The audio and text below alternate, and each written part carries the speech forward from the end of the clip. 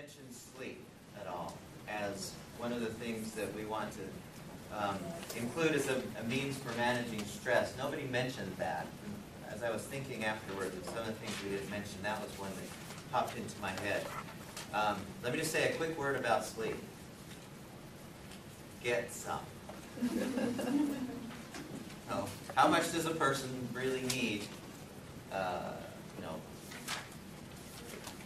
Are there any rules or regulations or guidelines for how much sleep a person should have? 6 to 8, whatever works for you. What? 8 hours. So you're not tired anymore? You know, that's closer than, I mean, you say that kind of in jest, I could tell, but that's more accurate than we want to think. Sleep is a very individualized thing, and it depends on a lot of things that are going on in our life. How much exercise we're getting, how's our stress levels, how is our nutrition, and that all of those things affect how much sleep we need. They actually did one study where I heard about this where I didn't see the actual study, but I heard it reported to me, where they took people and they put them in an environment where there was no view of the sun. So they had no idea, and no clocks also. And so they said, just do normal things, they had racquetball courts and they had, all kinds of, they still functioned normally, but they had no idea what time of day it was. And they said, just sleep when you're tired and wake up when you're through sleeping, and it was a very, very controlled environment. And they monitored them for how much sleep they got on a typical night. And it was amazing. They said, on the average, most people slept 4 hours a night.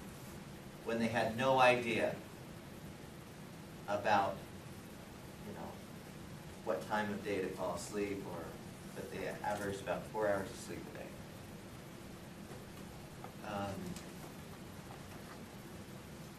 Other research I've seen on sleep says it's up to you. Whatever seems to work for you. So some people in here, 5 hours of sleep is probably okay. Any of you like that? Where 5.5 hours, and you function just fine. Is anyone like that? Couple? Yeah, and you don't need any more sleep, right? And you wonder why everyone's sleeping all the time. How many in here, 9 hours? You have to have 9. In order to function with any sense of, well, you all will. You're all weird, right? No, it's very individualistic. And there's no right number. Now, the way we suggest you find out is just fall asleep at the same night. Like, try to find 3 or 4 days when you don't have to wake up to an alarm. Oh, that's tough. But, find 4 or 5 days, and then each day go to sleep at approximately the same time, and do normal daily routine kind of stuff on those days, and then as soon as you wake up without an alarm, make a note of what time it is each day. And after about 4 or 5 days, get an average. How long did I sleep last night? 7 hours, okay. Next night, 7.5 hours. Next night, 6. So your body will let you know what the right amount of sleep is for you by doing that little experiment. And there's no right, in our house, I'm asleep at the same time as everybody else. I'm awake an hour and a half earlier than everybody else. And I do okay, and they wouldn't. The same kind of lifestyle. Now, the other thing we didn't mention, any thoughts about that or comments? The other thing we also didn't mention are naps. What's the verdict on naps? Good call, bad call, necessary? An enthusiastic 2 thumbs up. They did a lot of research on naps, and I think it's a good call, especially if you're struggling. If you're falling asleep during class, you need to get more sleep. whether that's at night or with naps. If you're, driving and you start to feel that dizzy feeling or whatever, you need more sleep, whether that's at night or naps. But what they found, they actually did a study. I saw 2 or 3 studies where they were trying to determine what's the right amount of time, what's the best length of a nap. It was less than that. They actually, they calculated, they took people and they said, okay, 5-minute naps, 6, 7, 8, 9, 10, up to like 2-hour naps, and then they assessed them afterwards for how rejuvenated they felt, how lively they felt. And in both studies, one was done in Australia, the other was done in the Northeast somewhere. In both studies, they said that somewhere between right around 15 minutes maximum was the right amount for the most rejuvenation. Well, like for me, I have a really hard time falling asleep. Like even when I take naps, it takes me half hour to an hour to fall asleep when I take naps. So you just need to fix your falling asleep problem. So maybe, or I don't know what it is, but. Because it should only take about a minute to fall asleep. Wouldn't that be nice? So like 15 minutes of actual sleep, or? Well, see, when you take a nap, and this is why I suggest meditation, is because it replaces the nap. It does the same thing, and you may not fall asleep, but you do get the same restorative power that a nap gets. Because, I would have a really hard time falling asleep in the afternoon any time. But when I meditate, I get that restorative juice, just like if I were to take a nap. So that's why we want you to meditate in the afternoon.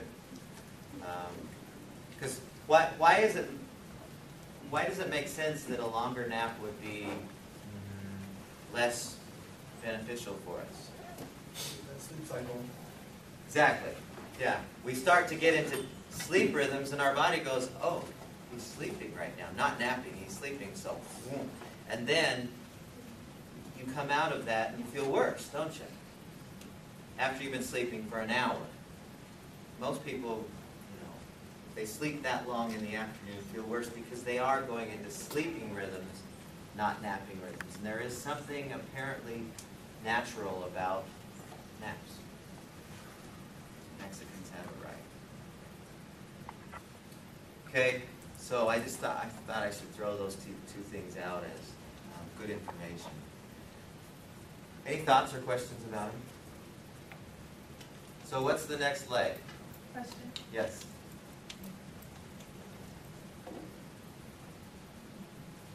Some people have sleeping problems, they need to use medication, they have like sleeping disorders and stuff. What's, like people have that? So, what should they do? Well, yeah, why do some people have sleeping disorders and some people don't? Well, my personal feeling is because their mind-body is not in balance. Babies do not have sleeping problems. Most little kids don't have sleeping problems. Most little kids, they'll lie them down, and 30 seconds later, they're gone, when you can finally get them to lie down.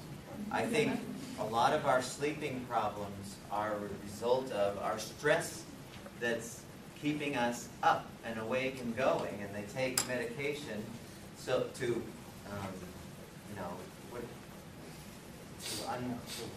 what's the right word? To wind you down somehow, chemically, but then you become addicted to that, and so it doesn't solve the problem. But if you exercise normally, if you ate right, and I mean how we suggested in here,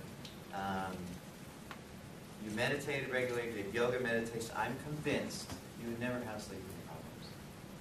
I really do believe that. And the more I work with people, the more we see the need for those sleeping medications disappearing.